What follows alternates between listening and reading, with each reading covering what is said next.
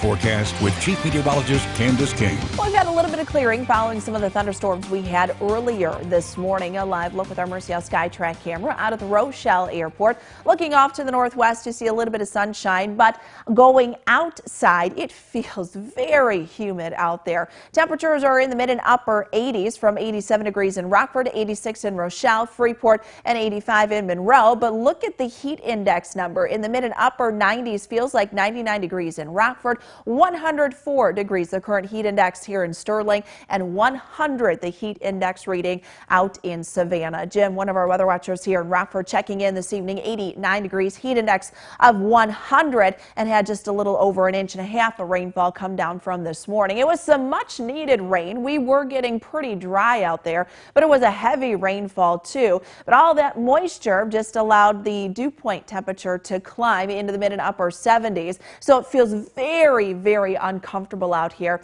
And our dew point number gives us an idea of where our nighttime temperature will try to cool to. So with those higher dew point numbers and that southerly wind this evening, we won't see much cooling take place in our overnight temperature tonight. Southwesterly winds, those continue, and we're quite gusty here this afternoon. They'll pick right back up tomorrow, but look at the heat source that wind is bringing in. Temperatures to our southwest in the 90s and in the low 100s back over the central and southern plains. So with our temperatures climbing for tomorrow afternoon, the heat advisory remains in effect, as well as the excessive heat warning for southern Wisconsin and northern Illinois. We had some gully washers too come down this morning. A lot of the heavy rainfall kind of centered across the Wisconsin-Illinois state line, where 1 to 3 inches of rain came down. But you notice further off to the southwest, not much rainfall coming down in that direction. Our skies have stayed dry through the better part of this afternoon, but we're starting to see some thunderstorms fire up here just near the Iowa-Minnesota border.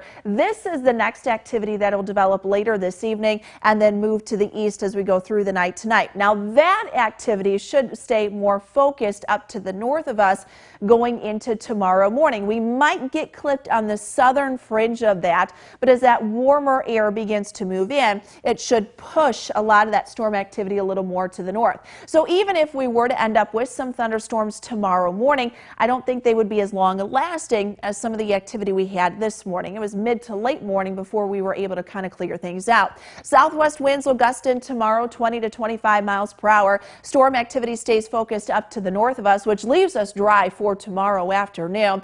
There is a cold front to our north. That front then will sink southward Saturday evening, brings back the threat for some heavy rain-producing thunderstorms. Heavy rainfall will be our biggest threat with those storms Saturday night into Sunday. But it does provide relief. Look how it kind of squashes a lot of that heat to our south and then back off to the west once we head into Sunday and Monday of next week. 77 degrees. That's it where we go tonight. It is going to be a mild and muggy night tonight. Temperature tomorrow up near 98, just a couple degrees away from that record high temperature. Mid 80s for Sunday afternoon. Still a little bit on the muggy side, but it will feel much more comfortable going into next week. Look at that overnight low too, Tuesday night into Wednesday. That'll be nice. Open up the windows, let a little bit of fresh air in. Just a slight chance for a shower Monday afternoon and Tuesday afternoon too. We'll look forward to the cooler temperatures. Absolutely.